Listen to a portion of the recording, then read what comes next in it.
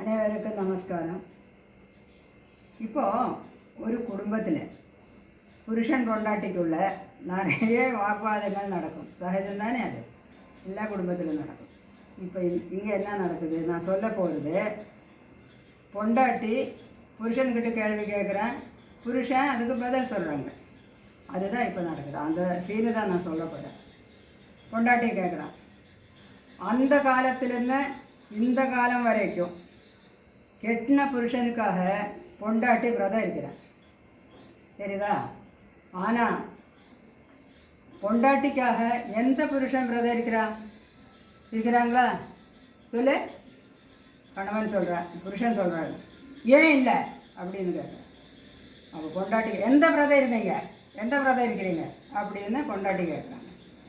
அப்போ அதுக்கு பதில் சொல்கிறாரு புருஷன்காரன், பொண்டாட்டி திமிராக பேசினாலும் தெனாவட்டா பேசினாலும் திட்டினாலும் புருஷன்காரன் என்ன பண்ணுறாங்க, மௌன விரதம் இருக்கிறாங்க.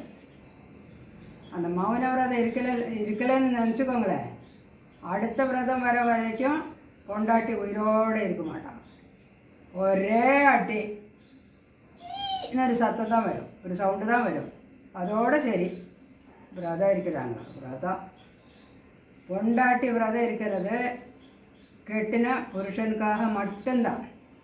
ஆனால் புருஷன்காரன் விரதம் இருக்கிறது அவரோட ஃபேமிலிக்கு, குடும்பத்துக்கு மட்டும், ஃபுல்லாக குடும்பத்துக்காக விரதம் இருக்கிறாங்க. அது தெரியுதா? வித்தியாசம் தெரியுதா? இப்போது இதுதான் நான் சொல்ல வந்தேன். அதுதான் உண்மை.